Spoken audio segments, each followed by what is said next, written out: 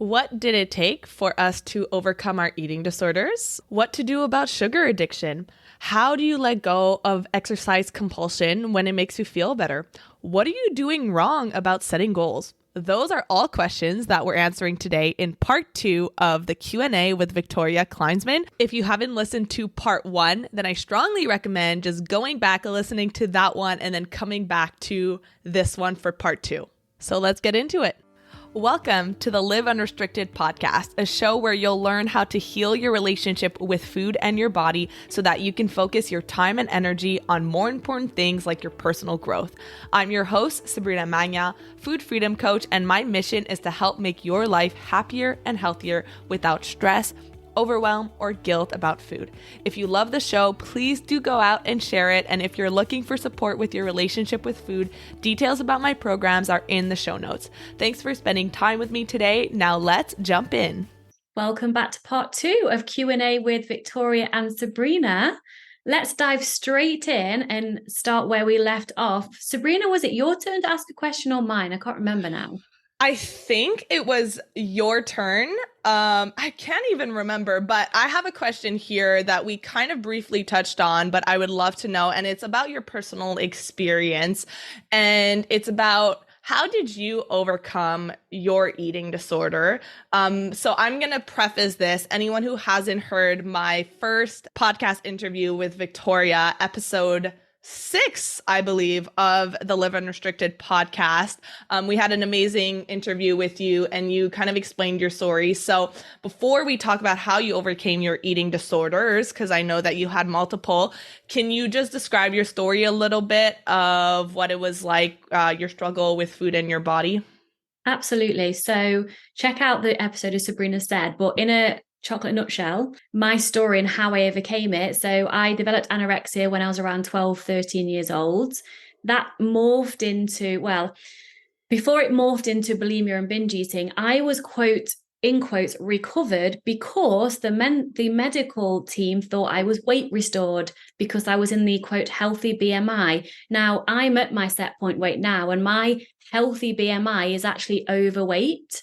So even though I was in the healthy BMI, I was still very underweight for me and my individual body. So I think that's really worth stating.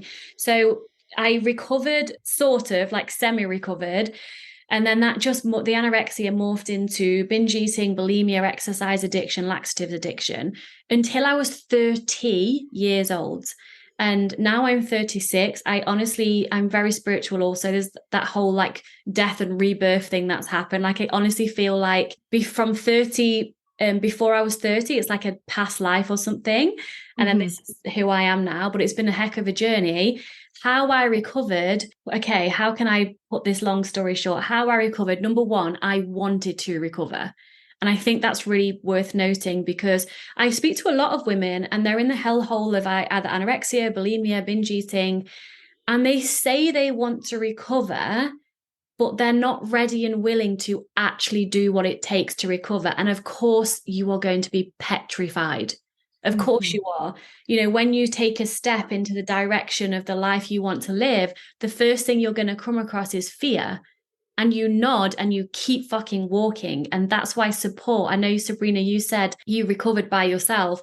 I didn't. I had multiple different, this is quite arrogant, what I'm going to say anyway. It's my interpretation of arrogance, so it probably isn't. I wish I had a coach like me when I was recovering, and I didn't. So I had like an intuitive eating coach, a spiritual life coach, and I kind of put all of the things that I learned from them and like brought it all together and like made it fit for me.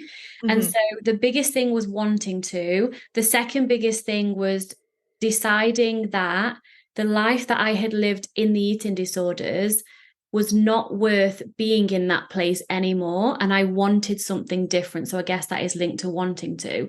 Then I had to face the biggest fear of my entire life, and that was weight gain. So and we spoke about that in part 1 about how to overcome that and like what that looks like, what to journal on, all of that. There's a lot of mirror work I did that was really beneficial. And I had Can I stop you? Yeah. Right here. I know that maybe our listeners don't know what that means. So what do you mean by mirror work? Yes. So I would sit in front of a mirror naked every day and start just being okay with looking. And I had so much hatred and anger and shame and disgust come up, and I couldn't look.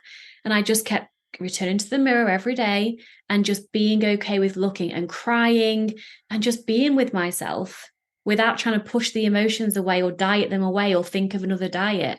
And then as I got to learn how to be with myself, I started focusing on, okay, what am I actually grateful for about my body? What can I focus on that brings me a better feeling than just neutrality, which is what I had to start with.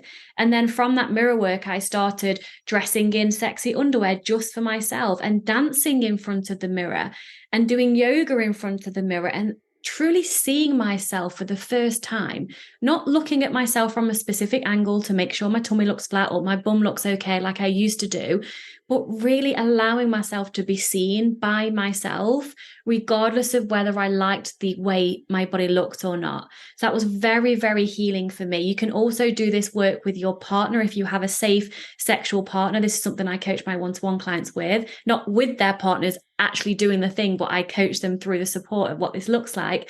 And that is having sex in front of the mirror with their partner, and the partner touching the parts of, this was for me, touching the parts of my body I kept was rejecting, and seeing that and having that mixed with pleasure and love and vulnerability. That's really powerful to do as well.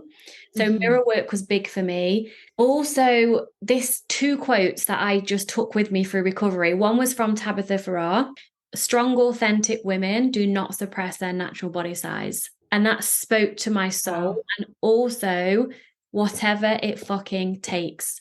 Because I knew I was done with the eating disorders and I needed to do something different. So when recovery got really hard and all I wanted to do was restrict and diet and get a smaller body, I would just sit with the feelings without running away from them, remind myself strong, authentic women don't suppress their natural body size, whatever it fucking takes. And I'd use my coach or the support I had at the time to keep moving forward. And lastly, I mentioned this in part one, I did do a lot of inner child work, trauma release from the codependency and neglect from childhood. There was a lot. And I'm going to stop there because there's so much there. Yeah. And you said so many things here that I took notes on because everything that you said was just really powerful. And for anyone who's listening right now and who might be feeling overwhelmed because you're like, there is so much for me to heal and there's so much to do, that you may not even want to start doing this work because you don't think that you'd be capable of doing it. I think that it's really important to mention that you didn't do this overnight. No. And you didn't go into it thinking, I'm going to start doing mirror work and child work and identity work and doing all of that at the same time. Because yeah, if you go into it, and I know that a lot of my clients, when we start working in the Food Freedom Academy, they want to have everything figured out from the beginning. They're like, but are we going to be working on this? And are we going to be doing this? And I'm like, yes, we will be doing all of that, but not yet, because in order to move on to this stage and to this phase, we need to have this figured out yet. And I think in my kickoff call with my clients, I always talk about goal setting, and I talk about how to set a detached goal, which means when you're going after recovery, if you're coming at it from a place of I am broken, I am not enough, and I need to be fixed, then you're going to feel very impatient, because until you feel quote unquote fixed, you're going to feel like you're behind, like you're not doing enough. And that's what is called an attached goal. And you feel that you're attached to a goal when you feel really impatient. You feel like you're going too slowly. And that's when you're coming from a place of I am not enough. And if you don't think that you are enough at the starting point, then you're going to carry that belief all throughout recovery. And it's going to make it so much harder. So you need to start, even if it feels hard, you need to start, and a lot of the mindsets that I teach my clients, I can relate back to my business. And I'm sure that you felt that as well, because there is a lot of goal setting when it comes to business. There is a lot of growth. There is so much to learn, and it is easy to be impatient. It is easy to feel like you're behind or compare yourself to others. But if you approach any kind of goal with this sense of impatience, and you don't take in the mentality that if the goal is to feel happier, if the goal is to feel better, again, we're going towards a feeling, not towards the thing itself. How can I start bringing some of that into my life now so that I don't feel as impatient to quote unquote fix myself? Yes, because nobody is broken. That's why on my website, and the language and the words that I use is coming back home to self-love, remembering who you are. You don't need to learn how to love yourself. It's who you are. It's like the sun saying, how do I learn how to shine? Well, that's what it is. It is light. And Mm-hmm. so it's not about, like Sabrina said, and it's interesting because when we go on diets, it's usually a quick fix, isn't it? It's like within this many days or weeks or months, then we'll have the quote goal. But recovery is a journey of healing, understanding yourself, and it all unfolds as it should. And here's the thing, things that are not ready to come up yet to be healed won't do. So I like to use this metaphor like, when you have a really big spot under your skin, and it's one of those really painful ones, and you can feel it coming up. And if you try and squeeze it before it's ready, it fucking hurts. And you can't, It just ruins it. Yeah. and you can't get, this is gross, but you can't get the pus out of it because it's not ready yet. And so that's like our healing journey. So when all your stuff, maybe from childhood or around your body, when it's ready, it will come up to be healed, and you will know about it because it will gift it to you. It might not be the gift that you're expecting. It might not feel great, but it will come one at a time. And with the right support, with myself or Sabrina or someone else who you trust and resonate with, who's been through it, it will all unfold as it should. So it is one day at a time. And it's also choosing with the right support to have what you want now as you work towards that detached bigger goal. So it's such a beautiful journey, and it all unfolds as it should. So what's that old saying? Like, how do you walk 1,000 miles? You start with the first step. That's all it takes. Yeah. And every day, if you're working on creating a 1% improvement in how you feel, that is going to compound over time.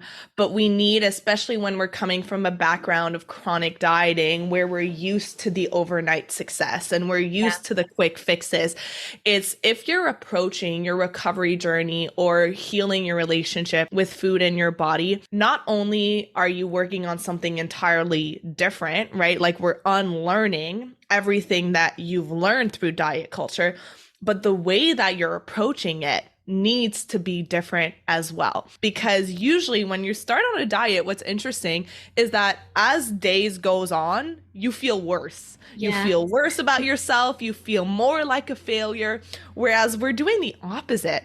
When you're working on recovery, every day is to just feel slightly better, or to know yourself better, or to discover and to learn about yourself and your patterns and get curious. So really the way that you're approaching this entirely different goal is different. And that's why when any time someone approaches me and wants to learn about my coaching, I'm sure you feel that the same way, they have some resistance because they're like, I've done everything before. How is this going to be different? It's like you're comparing apples to oranges. This is two completely different things, different mindsets, and different approaches to how you achieve a goal. Absolutely. Definitely. All right, Sabrina, let's go into like an exercise question. So the question is, how do you let go of an exercise compulsion when it makes you feel better? Okay. Wow. Okay. What a good question, because I definitely had exercise compulsion. So, little context, I developed an exercise addiction, which was driven by compulsion and guilt and wanting to change my body size. And I would brag for years. I would brag about the fact that I could not take more than one day off. And so for about, I think, 2 to 3 years, I never took more than 1 day off of exercise. And that 1 day off was filled with guilt and feeling like this need to exercise. And I remember like Christmas Day, I would wake up before breakfast and I would do an intense workout to deserve or to earn my food for the day. So healing my relationship with exercise has been really key. And the thing is that exercise I still do because it is necessary to my well-being and it makes me feel good. But the difference is that you're able to notice when you're moving towards exercise from a place of should, external pressure, like negative emotion, or when it's coming from a place of I truly want to. The intention behind it is huge. And allowing yourself to really, and this comes back, I know you talk about intuition a lot, allowing yourself to sit down and ask yourself, where is this desire or this need coming from? Do I know that it's going to make me feel better and it's going to make me feel more energized and more focused because I like to exercise in the morning? Or I'm able to put myself in the mindset of how am I going to feel afterwards? And I'm able to get very honest with myself of if I exercise now, then it might actually make me feel worse. It might drain my energy. Maybe my body's aching. I live with chronic pain. So being able to be in tune with that as well. So knowing how exercise will actually make you feel and the intention behind making those choices. I think the intention is so key. I heard this from, I think it was Louise Hay, like 5 years ago now. Maybe it was where I heard it from. Every single thing is either born from love or fear. And I come back to that over and over again daily if I need to. Is this thought, is this behavior driven from love or fear? And here's the thing, only you will actually know the answer to that, because a behavior such as exercise, depending on the person's judgment or interpretation of that person exercising, it could be from a place of love because it makes you feel good, you have all this energy, it's a good nourishing thing for your body to do. Or it could be from fear, a compulsion that you have to do it because the eating disorder says you have to, it's to burn calories, it's to stay smaller. It's the same behavior, but there's a different intention behind it. And so I did want to speak to the way she said, how do you let go of an exercise compulsion when it makes you feel better? Well, of course, it makes you feel better because the compulsion is this intense anxiety. And so when you do what the eating disorder tells you to do, or the compulsion or the obsession tells you to do, there's a release of anxiety because you've done the thing it's wanting you to do. So this is a difficult one because exercise does make you feel great and it's such a big part of my life as well. But if it's an OCD compulsion, I would advise stopping it and doing something completely different. So let's say if someone's bike riding intensely for 2 hours a day, I would say instead of that, because you know it's born from fear and the eating disorder, I invite you to replace it with a 40-minute walk. Yes. Till you get rid of the thing you have to do at a certain time for so long at a certain intensity, because that's just an eating disorder rule, isn't it? Yeah, I think that's such a good point. My exercise addiction was really born out of something that could be innocent, but it was when I first got my Fitbit.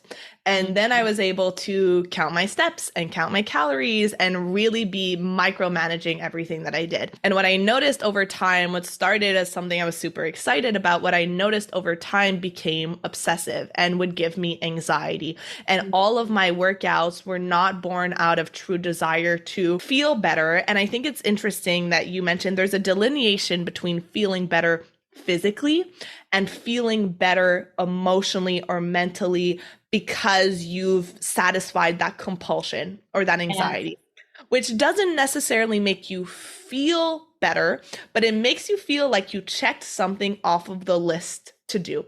Yeah. So when I noticed that, yes, exercise can make me feel better physically, but it also was born out of this obsession with my Fitbit to close my rings or get my workouts and my steps done, I did the thing that made me extremely uncomfortable, which was take a break from my Fitbit.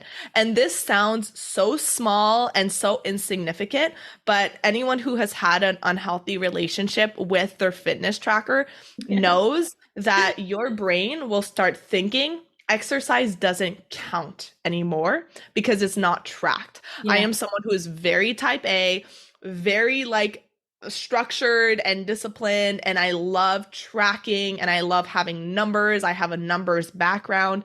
And so taking a break from my Fitbit, the first few days are very uncomfortable. And if you're noticing that discomfort, that's almost like a sign to keep going and to keep diving into that discomfort, because exercise is meant to make you feel good and it's meant to come from a genuine desire. It's not meant to kind of check something off of your to-do list. So the same compulsions that you would feel from tracking food, for example, or following food rules that are born out of fear, if you're noticing there is discomfort in stopping the behavior, a behavior that is not healthy, a behavior that is not serving you. This goes for any behavior in your life. Then move towards that discomfort, because that's a sign of an area that needs to be healed. Yes. One of the best things I ever did was sell my Fitbit and treat myself to a massage instead. Yes, I love that. I got rid of it. I don't wear any tracking or anything, and that's just really serving to me. Sabrina, do we have time Yes. for one more question? Yes, this is a little bit more specific. What to do about sugar addiction? This Oh, I is, love this question. yeah. What to do about sugar addiction? Well, first of all, in my professional opinion and personal opinion, you cannot be addicted to sugar. Now, I've done a whole episode actually titled Is Sugar Addiction a Thing? So you can listen to that, watch that, where I go in depth with the science back behind it as to why. Because there's those studies like, oh, sugar is more addictive than cocaine. No, all they've done there is give rats the option to either eat sugar or cocaine. Well, I don't know about you, but if I've got chance to eat cocaine or sugar, I'm going to choose actual food, which is sugar. And Mhm. so there's a lot of trials that have been done that actually aren't portrayed in the truth of how they're portrayed in the media. And so And you another can't, thing about those rat studies is that those rats had been deprived yes, of sugar, had been deprived of fuel in general. And so anyone who is in deprivation, who has intermittent access to food, if you are provided with sugar, which is a fast acting source of energy, of course our body is going to go towards it versus cocaine, which will not provide us true fuel. So I could go on for hours about the studies around sugar addiction, but I want to come back to you to I just wanted to clarify that. yeah, no, really great point, Sabrina. It's ridiculous when you look into the evidence behind it. And here's the thing, the more you try to restrict sugar, the more, quote, addictive you will feel towards the sugar. So therefore you will binge, eat a shitload of it, and then tell yourself, there you go, see, I'm addicted to sugar. And then you like it's his own feedback loop. So with a true addiction, the more of it you have, the more of it you want. But with intuitive eating and food freedom, you may eat a lot of it when you first stop restricting. Because I was literally eating, I'm not exaggerating, a kilogram of chocolate every night for months. That is Mhm. not, quote, normal, but I just kept trusting and allowing. And now I have chocolate a couple of times a week when I want it. I don't weigh it, obviously, but if I was to guess, maybe like a family size bar once or twice a week. So the more you have it, the more you allow it with emotional allowance, because there's a difference Mhm. between physically allowing yourself to have sugar and then judging the shit out of yourself for it. That's still restriction, which will create a reaction to that. And so the more sugar you have, the less sugar you crave. You can't get addicted to it physically. Emotionally, you may be dependent on it, which is why we add in other ways of taking care of yourself, all of that stuff. Again, there's not enough time to go into it. But what would you like to add to that, Sabrina? For anyone who feels like they're struggling with sugar addiction, I would ask yourself two questions. Number one, what is your relationship with actually eating sugar? So, are you trying to cut it out? If you're noticing that this is a food that maybe you're restricting for a week, 2 weeks, a couple of days, and then when you do have it, it feels out of control, then that gives you a really good sense the physical restriction there might be contributing to that loss of control. Yeah. If you're like, no, I eat it all the time, then ask yourself, what is your emotional relationship with sugar?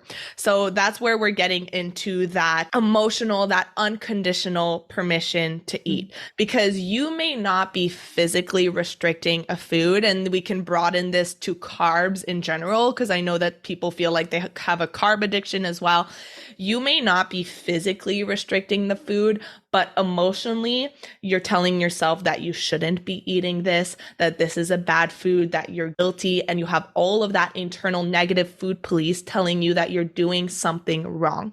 So, of course, if you feel like you are being a rebel or you're breaking a rule, then you will want to consume as much of that food. And this happens all on a subconscious level. No one intentionally does this. And that's why I think you do this as well. Like, my coaching focuses on what's happening subconsciously, the blind spots that you don't even know that are happening, that you have. So when your brain thinks that this is the only time that you're going to be having this food, even if you're going to be having it again tomorrow and you're going to be having it the day afterwards, there is that loss of control to eat it all before someone sees you or to throw away the wrappers. There's so much guilt and shame wrapped up into it, which is why your actual relationship with these foods, the way that you feel, the way that you think about these foods, is the most important thing to focus on. Yes. And I would just quickly add those that come at me with, but what about the dopamine hit that, scientific results are showing that when you eat sugar, you have this massive dopamine rush. Yeah, you also get that when serotonin is when you hug your pet, when you listen to music, or when you do something else that is pleasurable to you. Yet we're not worried about being addicted to hugging our pet or listening to music that we love, are we? And so, and also, we live in the world we live in. Unless you want to go and live on a desert island or in the jungle all by yourself, where you have no access to any processed foods or sugar, be my guest, have a good time, and then probably you'd be able to not want to eat sugar again in 10 years' time when you're back in the normal life. We do live in the world we live in. Restriction creates a reaction, which creates binge eating and obsession, which can feel like addiction. We do live with sugar around us. So the only way forward for a peaceful relationship with food is to allow it, emotionally allow it, get the support, and to love yourself and do all the body image work. And then sugar is just a delicious, pleasurable part of your life. Yes, I think that we could do a full episode on sugar addiction, but I want to add one last comment, and it's to get curious on if you feel like the dopamine and the high that you get from sugar is something that you are addicted to. Explore outside of food if you're getting enough dopamine, enough joy. Because if food, yes, it is a massive source of pleasure. I love food. I'm a foodie. But if your joy is not diversified, if you don't feel like you're satisfying your self-care needs, you have hobbies, you have connection, and food becomes that sole source for you, then the dopamine and the feel-good hormones that you're going to get from it feel so much stronger because it's your only source. Absolutely. What a perfect way to end. That is so true. Sabrina, I could talk to you forever. Yeah, I know. We have to do these more often. Definitely. If you do want us to do this more often, please let us know, because if you ask, we will deliver. So let us know.